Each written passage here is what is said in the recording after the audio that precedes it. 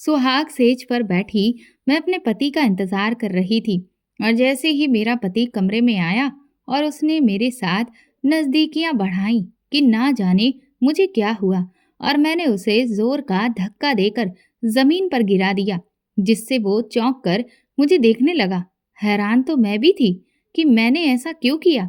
मेरा पति मुझसे नाराज होकर कमरे से बाहर चला गया।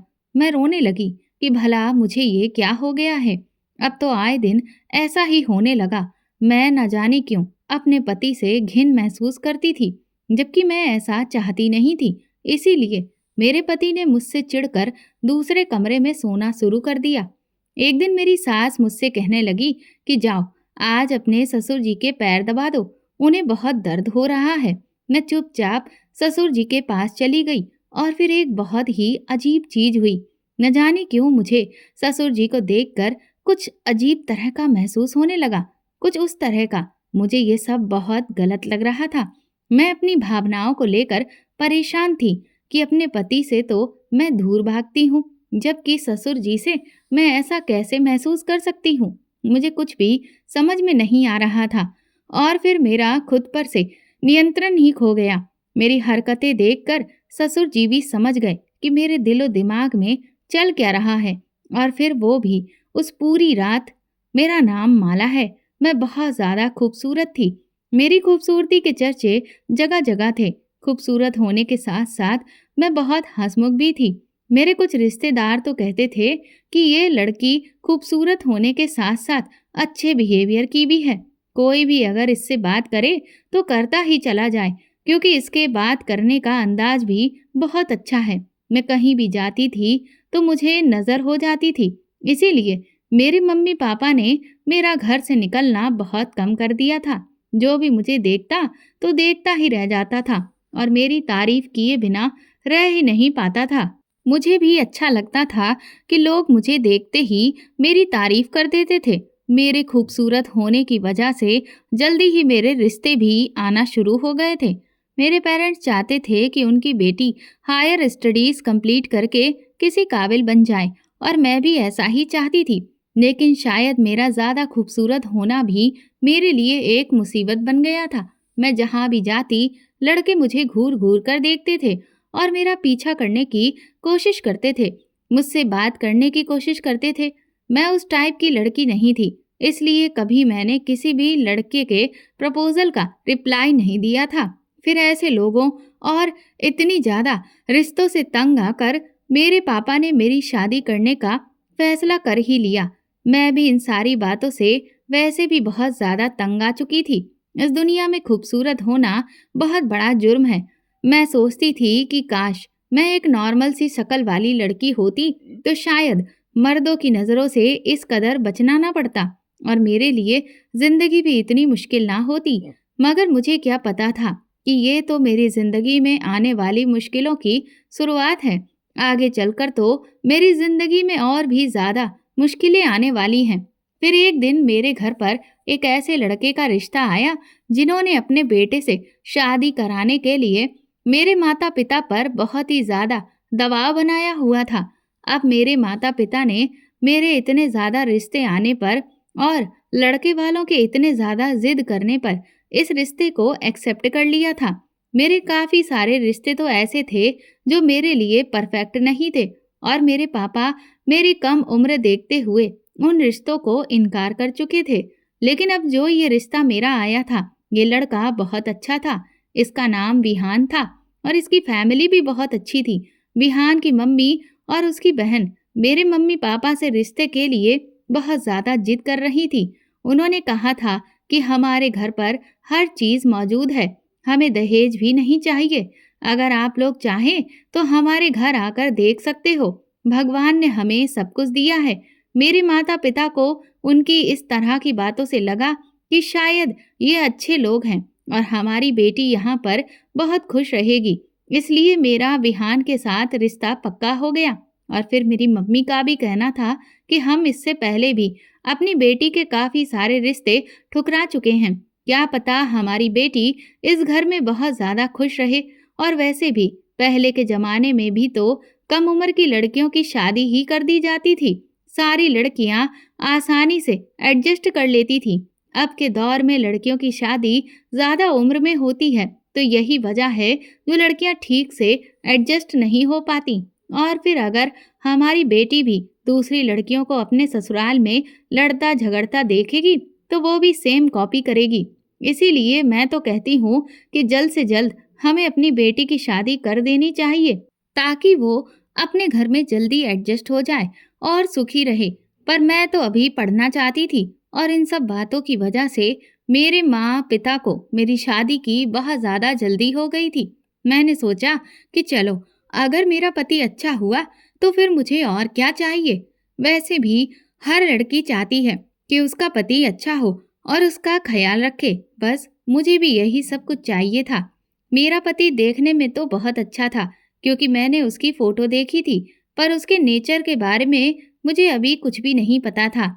इसी तरह से पहले तो मेरी एंगेजमेंट बिहान के साथ हुई थी। जिस दिन मेरी बिहान के साथ एंगेजमेंट हुई थी, मेरी नंद ने मुझे बताया था कि भैया ने आपको पहले पसंद किया था, तभी तो उन्होंने अपने घर पर आपके लिए बहुत ज़्यादा हंगामे किए। तब जाकर तो आपका रिश्ता फिक्स हुआ है। भैया ने आपको कहीं शादी में देखा था, और तभी से ही उन्होंने सोच लिया था कि मेरी पत्नी तो यही लड़की बनेगी। उन्होंने आपके घर रिश्ता भेजने के लिए मम्मी पापा पर बहुत ज़्यादा जोर डाला था कि फौरन ही इस लड़की के घर रिश्ता लेकर चले जाओ, चाहे कुछ भी हो जाए। भैया को तो आपसे ही शादी करनी थी, और भैया इतने ज़्यादा खुश हैं कि उनकी तो खुशी के ठिकाने ही नहीं हैं। इसलिए हम आपका रिश्ता लेकर आ गए थे। मेरी नंद हंसकर मुझे ये सब कुछ बता रही थी, और मैं भी ये बात सुनकर दिल ही दिल में बहुत मुस्कुरा रही थी कि क्या मेरा होने वाला पति मुझसे इतना प्यार करता था कि मुझे देखते ही अपना दिल हार बैठा था। ये सब सुनकर तो मेरे दिल में मोहब्बत के कई सारे दीप एक साथ ही जल उठे थे। मैं अपनी आने वाली जिंदगी के सुहाने सपने अपनी आंखों में सजाने लगी थी।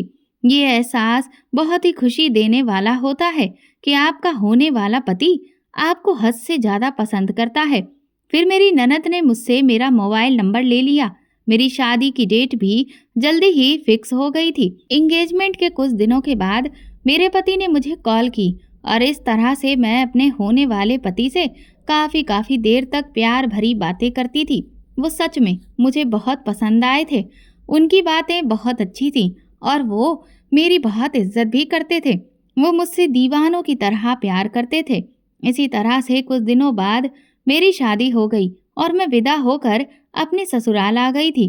क्योंकि मेरे पति को शादी की बहुत ज़्यादा जल्दी थी, और वो बहुत पढ़े लिखे भी थे। उनकी अच्छी जॉब थी, उनके घर में भगवान का दिया सब कुछ था। इसलिए उन्होंने दहेज से भी साफ इनकार कर दिया था।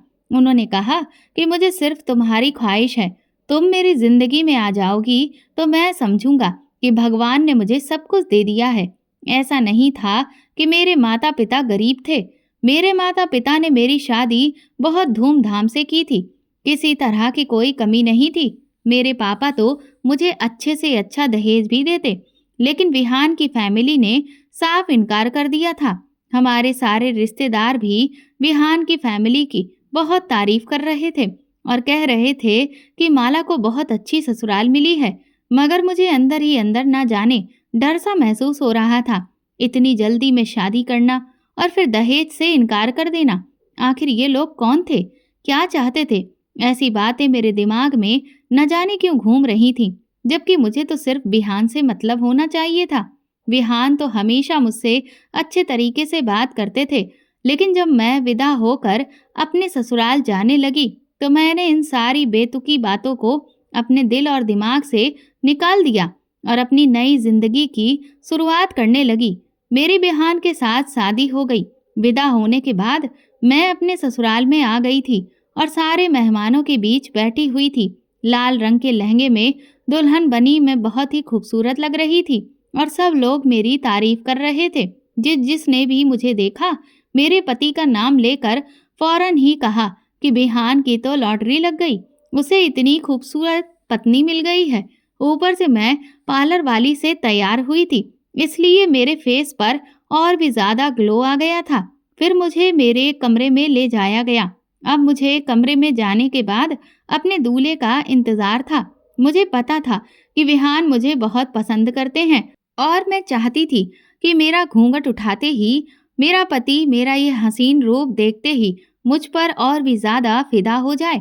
लेकिन मेरे पति के आने से पहले ही कमरे में मेरी सास आ गई और मेरे पास बैठकर मुझसे बातें करने लगी। मैंने देखा मेरी सास गिलास में पानी लेकर आई थी और पानी पीते पीते ही बोलते हुए मेरे कमरे के अंदर आ गई। सास गिलास में पानी लेकर आई थी। उन्होंने मुझसे कहा, बहू पानी पी लो, मैं तुम्हारे लिए भी पानी लेकर आई हूँ। जबकि मैंने देखा था कि कमरे में पानी और शीशे का गिलास पहले से ही मौजूद था। अब मेरी सास इतने प्यार से लेकर आई थी तो मैंने पानी पी लिया था और फिर मुझे प्यास भी बहुत लग रही थी। मैंने अपनी सास के हाथ का दिया हुआ पानी पी लिया। उसके बाद एक दो बातें और करने के बाद मेरी सास कमरे से चली गई थी। लेकिन पानी पीते ही मुझे अजीब अजीब सा लगने लगा था। मेरा दिमाग बहुत ज़्यादा घूमने लगा था। थोड़ी देर के बाद मुझे महसूस हुआ जैसे मेरे कमरे में कोई आया है। मेरे पति ही कमरे के अंदर आए थे। उन्होंने आते ही कमरे का दरवाज़ा अंदर से बंद कर लिया। फिर वो बेड पर मेरे करीब बैठ गए। लेकिन विहान के कमरे में आते ही मुझे एक अजीब सी बेचैनी महसूस होने लगी। मेरा शरीर बुरी तरह से कांपने लगा था। न जाने मेरे साथ ये सब कुछ क्यों हो रहा था। पहले तो मेरे पति ने मुझसे एक दो बातें करी। उसके बाद उन्होंने मेरा घूंघट उठाया। जैसे ही उन्होंने मुझे टच किया, अचानक ही मुझे पता नहीं क्या हो गया कि मैंने उन्हें धक्का देकर खुद से दूर कर दिया। विहान इस सब के लिए तैयार नहीं थे। उन्हें यकीन नहीं था कि मैं उनके साथ इतना गलत बिहेव भी कर सकती हूँ।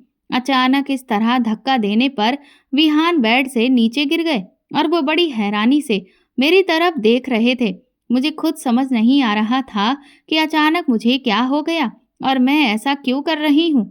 मैं अपने आप को बहुत रोकना चाह रही थी, लेकिन बस खुद पर कंट्रोल नहीं कर सकी।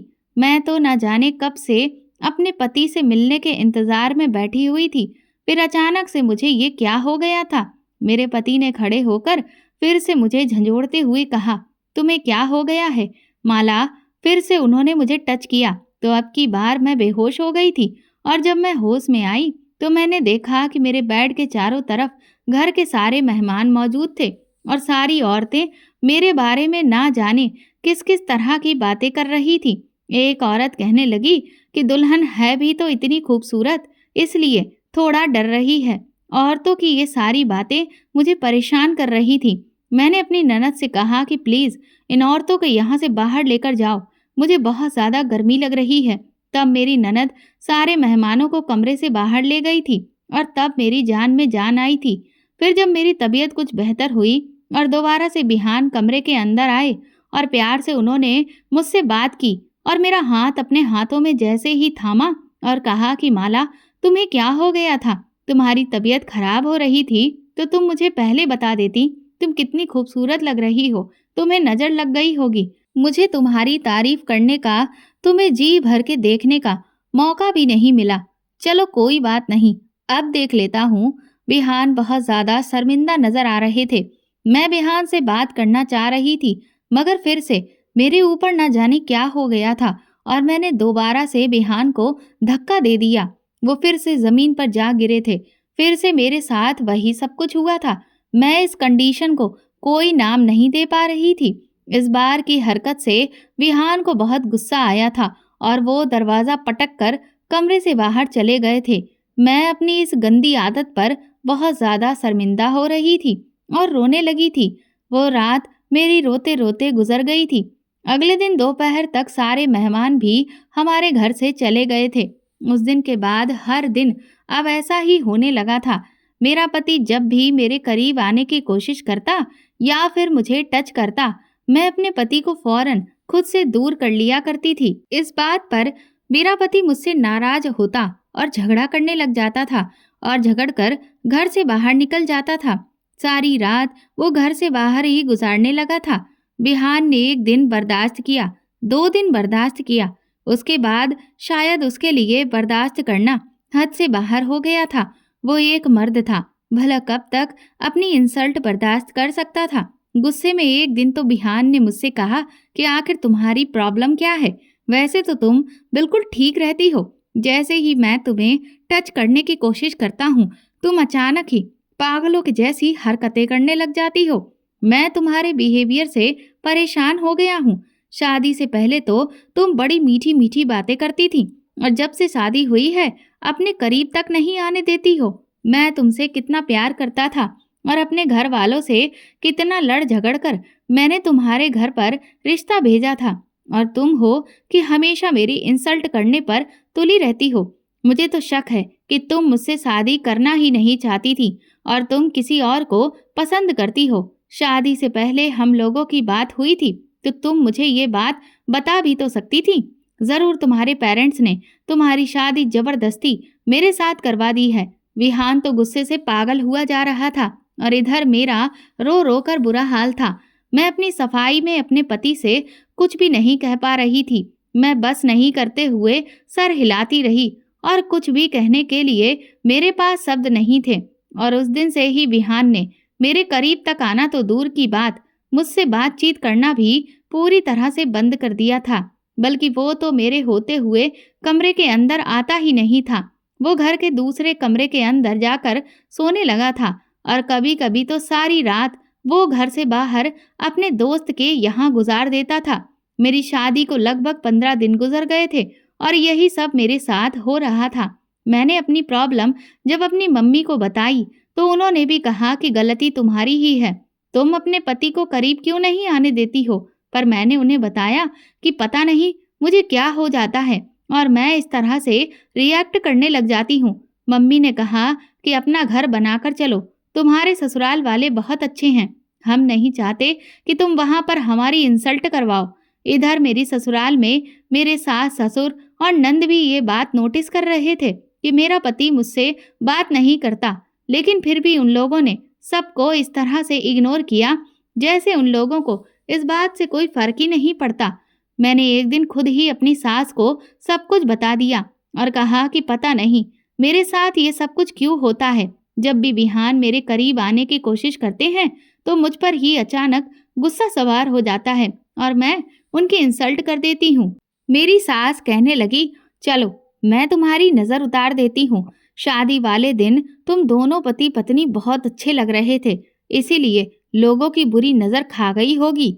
मेरी सास कहने लगी, तभी तो मेरा बेटा शादी के बाद से बिल्कुल मुरझाकर रह गया है। वो इस शादी से कितना खुश था, लेकिन अब तो तुमसे शादी करने के बाद वो इतना ही ज्यादा सैड नजर आता है। तुम दोनों की जोड़ी भी तो बहुत अच्छी है, कोई भी तारीफ किए बिना रुक ही नहीं रहा था। मैं खामोशी से अपनी सास की सारी बातें सुन रही थी। मुझे ऐसा लगता था जैसे मैं पूरी तरह से अपने होशो हवास में नहीं हूँ। मैं अपने पति से अपनी सफाई में कुछ बोल भी नहीं पा रही थी। ऐसा लगता था जैसे मेरी जुबान को ताला लग गया है। पता नहीं क्यों मैं जब भी अपने पति से बात करने का इरादा करती तो मैं अपने पति से कुछ भी कह ही नहीं पाती थी। वो मुझे डांटते रहते थे, और मैं खामोशी से उनकी सारी बातें सुनती रहती थी। मैं अपने घर पर बहुत ज्यादा हंसमुख थी, और हर किसी से हंसी खुशी बात करती थी। न जाने ससुराल में आने के बाद मुझे क्या हो गया था कि मेरा किसी से बात करने तक का मन नहीं करता था। एक दिन तो मेरे पापा कहने लगे, मेरी इतनी हंसने खेलने वाली लड़की मुरझाकर रह गई है। ऐसा लगता है कि जैसे वो तो हंसना ही भूल गई है। और ये बात सच थी कि मैं बिल्कुल हंसना भूल गई थी, क्योंकि शादी के बाद ही मेरी जिंदगी में इतनी बड़ी परेशानी जो आ गई थी। मैं अपने पति की मोहब्बत को सही तरीके से हासिल नहीं कर सकी थी, बल्कि उनके दिल से भी मैंने अपनी मोहब्बत को पूरी तरह से निकाल दिया था। एक दिन रात के टाइम पर मेरी सास मेरे कमरे में आई और कहने लगी, बहू जाकर जरा अपने ससुर जी के पैर दबा दो। मेरे तो अब इन बूढ़े हाथों में इतनी जान नहीं रही कि उनके पैर दबा सकूं। मैंने सोचा कि माँ जी ये काम मेरी ननद को भी तो बता सकती हैं, वो भी तो अपने पिता के पैर दबा सकती है। मुझे शर्म भी आ रही थी कि मैं बहू होते हुए अपने ससुर के पैर दबाऊं। मेरे ससुर बीमार रहते थे, इसलिए वो बिस्तर पर पड़े रहते थे। मैं अपनी सास के कहने के मुताबिक उनके कमरे में उनके पैर दबाने के लिए चली गई थी। मुझे अपने ससुर के पैर दबाते हुए लगभग 10 मिनट ही गुजरे थे कि मेरी सास जूस का गिलास लेकर आ गई, और उन्होंने कहा, बहू ये जूस का गिलास पी लो, तुम थक गई होगी, ये पियोगी तो एनर्जी आ जाएगी। मैं थक तो गई थी और फिर मुझे कमजोरी भी बहुत महसूस हो रही थी। इसलिए मैंने अपनी सास के हाथ से जूस का गिलास ले लिया और उसे जैसे ही होठों से लगाया तो ऐसा लगा जैसे उसके अंदर से कुछ स्मेल आ रही है।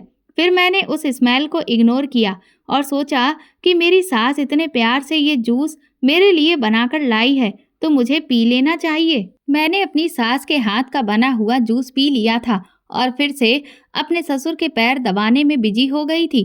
थोड़ी ही देर गुजरी थी कि अचानक मुझे नींद की खुमारी छाने लगी और मैं अपने ससुर के बेड पर लेटकर कब सो गई मुझे कुछ भी पता ही नहीं चला। सुबह जब मेरी आंख खुली तो मैंने देखा कि मैं अपने कमरे के बेड पर मौजूद थी। रात भर मेरे साथ क्या हुआ था ये सब कुछ मुझे याद नहीं था। अब ऐसा हर दिन होने लगा था। मैं हर दिन अपने ससुर के कमरे में जाती, जूस पीती और कब सो जाती थी मुझे कुछ पता ही नहीं चलता। अब मेरी सास हर दिन मुझसे पूछती कि बहू तुम्हारी तबीयत तो ठीक है ना। मुझे इस बात का मतलब समझ नहीं आता था। मैं उनसे कह देती थी कि मैं बिल्कुल ठीक हूँ, जबकि मैं ठीक नहीं थी। मेरी तबीयत अब दिन ब दिन खराब रहने लगी थी। और तो और एक दिन मैं किचन में चली गई। मैंने देखा कि किचन में काले तिल के लड्डू रखे हुए थे। मैंने उन्हें खाने के लिए जैसे ही डिब्बा खोला, अचानक मेरी सास किचन में आई और उन्होंने मेरे हाथ से लड्डू छीन लिया। कहने लगी कि तुम ये नहीं खा सकती, अगर तुमने ये खा लिया तो गजब हो जाएगा। अपनी सास की इस बात पर मुझे बड़ी हैरानी हुई थी कि भला लड्डू खाने से ऐसा भी क्या गजब हो सकता था। मैंने उनसे पूछा कि मैं लड्डू क्यों नहीं खा सकती, तो उन्होंने बात को गोल कर दिया और मुझे किचन से निकाल दिया। फिर उस दिन के बाद से मैंने घर में कभी भी दोबारा उन लड्डुओं को देखा ही नहीं और मेरी सास मुझसे मेरी तबीयत के बारे में बार बार पूछती रहती। इधर मेरा पति मुझसे बिल्कुल भी बातचीत नहीं करता था। वो काम से जब घर वापस आता तो नहा धोकर खाना खाकर घर से बाहर निकल जाता था। मैंने कई बार नोटिस किया था कि मैं जब किसी काम के लिए अपने कमरे से बाहर निकलती तो मेरी सास और ननद आपस में ना जाने क्या बातें कर रही होती थीं और मुझे देखते ही वो दोनों खामोश हो जाती थीं। ऐसा लगता था कि जैसे ये सब मिलकर मेरे साथ कोई गेम खेल रहे हैं। मेरी ननद की नज़र जैसे ही मुझ पर पड़ती, कहती भाभी आप कब आईं?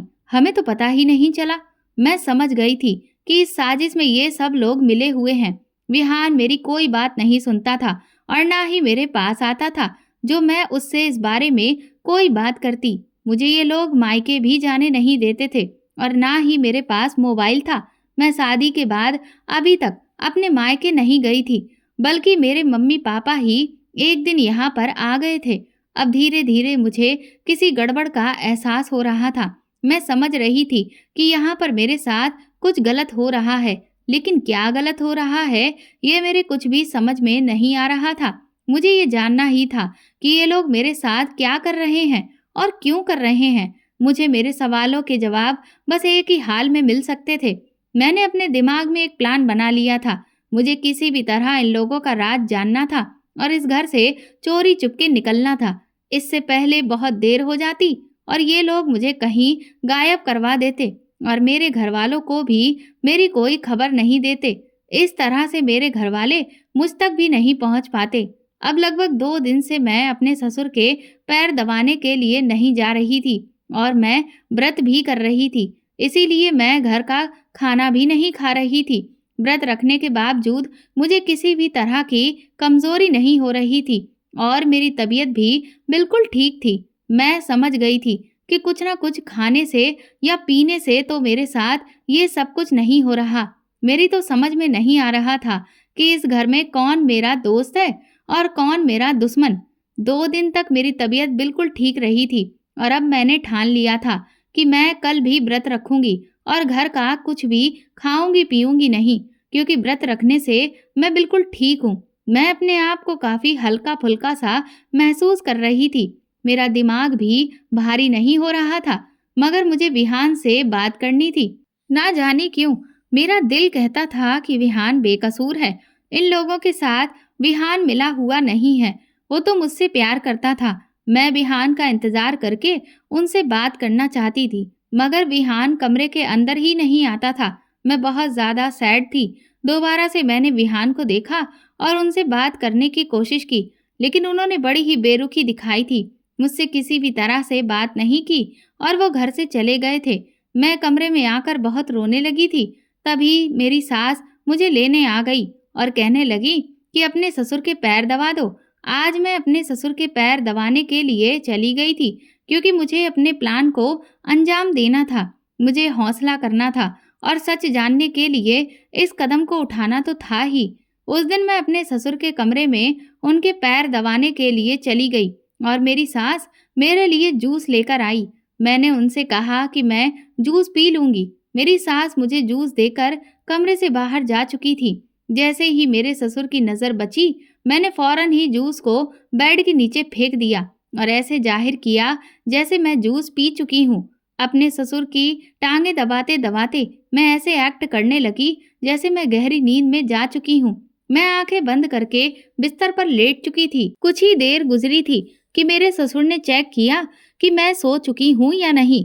फिर मेरे ससुर ने मेरी सास को बुलाया और ना जाने क्या पढ़ने लगे। फिर मेरे ससुर ने मेरी सास से कहा कि अब तुम कमरे से चली जाओ, मुझे अपना काम करना है। मुझे बहुत डर लग रहा था। मेरे ससुर न जाने मेरे ऊपर क्या क्या पड़ रहे थे और फूंक रहे थे। उनके हाथ में कुछ था जिसके छींटे वो मेरे ऊपर डाल रहे थे। मेरी सास अभी कमरे से नहीं गई थी। जैसे ही मेरे ससुर ने मुझे छूने की कोशिश की, मैंने अचानक आंखें खोल दी, क्योंकि अब मैं और ज्यादा बर्दाश्त नहीं कर सकती थी। मेरे ससुर और सास मुझे होश में देखकर हैरान रह गए। फिर मैंने उनसे कहा कि आप दोनों मेरे साथ ये सब कुछ क्या करते हो? मेरे सास ससुर खामोश हो गए और मुझे कुछ भी बताने के लिए तैयार नहीं थे। मेरे ससुर के हाथ में पानी की बोतल थी। वो ना जाने कैसी थी और उनके हाथ में एक अगरबत्ती भी मौजूद थी, जिसकी खुशबू चारों तरफ कमरे में महक रही थी। मैं बहुत डर गई थी और मैं जोर जोर से चिल्लाने लगी। मेरी सास मुझसे कहने लगी कि खामोश हो जाओ, तुमने जूस नहीं पिया था क्या? लेकिन मैं समझ गई थी कि ये लोग मेरे साथ इससे पहले कुछ गलत करें। मैंने इतनी जोर जोर से चिल्लाना शुरू कर दिया कि आस पड़ोस के लोग घर में आ गए थे और हमारा दरवाजा बजाने लगे थे। शायद दरवाजे पर मेरा पति भी मौजूद था और इतनी भीड़ को देखकर वो कंफ्यूज हो गया था। उसके पास घर के दरवाजे की चाबी थी। उसने जल्दी से दरवाजा खोला और वो घर के अंदर आ गया। मोहल्ले के सारे लोग भी घर के अंदर आ गए थे।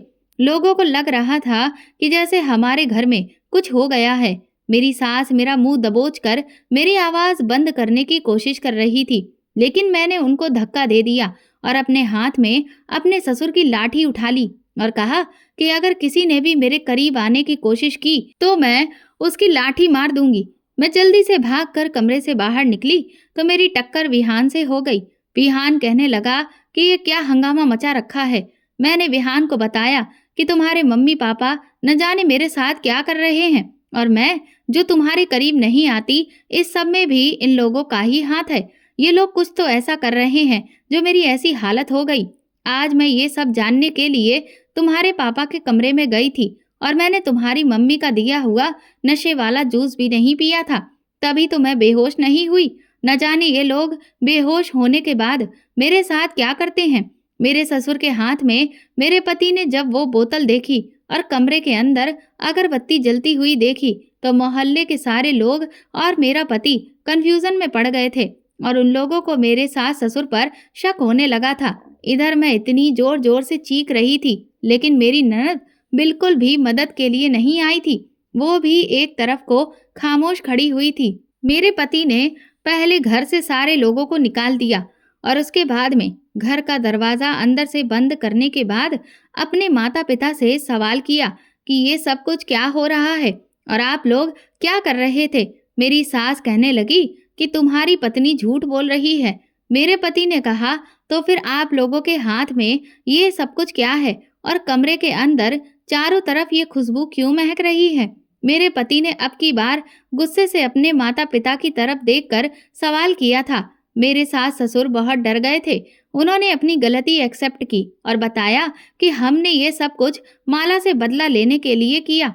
दरअसल मेरे ससुर काला जादू जानते थे। मेरी सास का कहना था कि जब तुमने पहली बार माला को देखा था तो तुमने घर आते ही हंगामा मचाना शुरू कर दिया था कि तुम्हें इसी लड़की से शादी करनी है, जबकि हम तुम्हारी शादी अपनी पसंद की लड़की से करवाना चाहते थे। पर तुमने घर में बहुत ज्यादा हंगामा किया। हमने तुम्हारी जिद पर मजबूर होकर इस लड़की के घर रिश्ता कर दिया और इसको अपने घर की बहू बनाकर लेकर आए। मेरी सास कहने लगी कि हमने सोच लिया था कि जिस लड़की को देखते ही मेरा बेटा इस कदर पागल हो सकता है और उसके लिए इतना हंगामा कर सकता है, तो शादी के बाद जब वो इस घर में ही आ जाएगी तो हमारा बेटा तो पूरा बहू का ही होकर रह जाएगा। अपने माता पिता और अपनी बहन पर वो बिल्कुल भी ध्यान नहीं देगा। इसीलिए मेरे ससुर ने काला जादू किया और मुझे हर खाने पीने की चीज में मेरे ससुर ने अपने जादू का असर करके दिया। मैं जो भी खाती पीती तो मुझ पर असर हो जाता था और इसी तरह से मैं अपने पति की इंसल्ट करने लगी थी। तभी तो मेरा पति मुझसे दूर जाने लगा था। शादी के पहले दिन से ही मैंने अपने पति की इंसल्ट की थी। मेरी सास मेरे ससुर के पैर दबाने के बहाने से मुझे उनके कमरे में भेज देती थी और वो जूस के अंदर नशे की दवाई मिलाकर लाती थी। जब मैं जूस पीती तो बेहोश हो जाती और मेरे बेहोश हो जाने के बाद मेरे ससुर मुझ पर अपना काला जादू किया करते थे ताकि मैं अपने पति को खुद से दूर रखूं। और मेरा पति जब मुझसे बहुत ज्यादा तंग आ जाए तो एक दिन वो मुझे छोड़ दे और मेरे सास ससुर अपने मकसद में कामयाब हो जाएं। मेरी सास मुझे काले तिल के लड्डू खाने से इसीलिए मना करती थी क्योंकि उन्हें खाने वाले इंसान पर मेरे ससुर का काला जादू असर नहीं करता था। इसलिए मेरे ससुर ने उनसे सख्त मना किया हुआ था कि मैं किसी भी तरह से काले तिल के लड्डू ना खा लूं। मेरी सास ने घर में लड्डुओं का नामो निशान भी नहीं रहने दिया था। ये सारी कहानी जब मेरे पति के सामने आई तो मेरे पति ने अपने माता पिता से कहा कि मैं आप लोगों को कभी माफ नहीं करूंगा। मेरा पति गुस्से में जाकर अपने कमरे में अपने कपड़े पैक करने लगा और कहने लगा, माला तुम मेरे साथ चलो, अब हम लोग यहाँ पर नहीं रहेंगे। मेरे सास ससुर ने अपनी गलती को मान लिया था। वो लोग मेरे पति के आगे हाथ जोड़कर माफी भी मांग रहे थे और मुझसे भी माफी मांग रहे थे। मेरे सास और ससुर और ननद ने हम दोनों के आगे हाथ जोड़कर हमें रोक लिया था। हम लोग उनकी इस बेबसी के आगे मजबूर हो गए थे क्योंकि उन्होंने कहा था कि उन्हें एक बार और मौका दे, उसके बाद वो लोग बिल्कुल ठीक हो जाएंगे। अगर फिर भी ऐसी गलती करें तो हम ये घर छोड़कर जा सकते हैं। मेरे पति ने मुझसे भी माफी मांगी थी और मैंने अपने पति को भी माफ कर दिया था क्योंकि इस सब में मेरे पति की कोई गलती नहीं थी। मेरे सास ससुर अब बिल्कुल ठीक हो चुके हैं और हमने अपनी ननद की शादी कर दी है। उन लोगों ने मान लिया है कि वो उनकी बहुत बड़ी गलती थी। उनको लगता था कि मैं उनके इकलौते बेटे को उनसे दूर कर दूंगी, पर मैं ऐसी बिल्कुल भी नहीं थी। अब मेरी तबीयत बिल्कुल ठीक रहती है और मेरे ससुर ने अपना काला जादू करना बिल्कुल बंद कर दिया। अब वो मुझ पर क्या किसी पर भी ये काम नहीं करते। मेरे पति और मेरे बीच बहुत ज्यादा मोहब्बत है। हम सब लोग मिलकर एक साथ ही एक ही घर में रहते हैं। दोस्तों, बहू की नजर में ससुराल वालों की छवि हमेशा ऐसी होती है कि वो सब उस पर अपना हुक्म चलाएंगे। ठीक उसी तरह से ससुराल वालों की नजर में भी बहू की छवि ये होती है कि बहू उनके बेटे को अपने कब्जे में करके उन सब से दूर कर देगी और इसी वजह से ये दोनों ही रिश्ते एक दूसरे को कभी भी दिल से नहीं अपना पाते हैं। और आजकल के समय में तो ये बहुत देखने को मिलता है कि लोग अपने बेटों की शादी तो कर देना चाहते हैं, लेकिन वो बेटा और बहू के बीच में अक्सर आग लगाकर झगड़ा करवाते हैं। कई बार बहुएं भी ठीक यही करने की कोशिश करती हैं।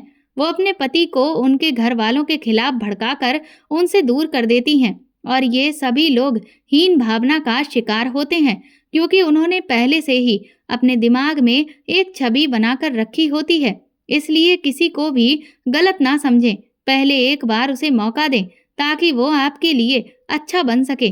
अगर आप पहले से ही बदले की भावना रखेंगे तो फिर रिश्ते खराब हो जाते हैं।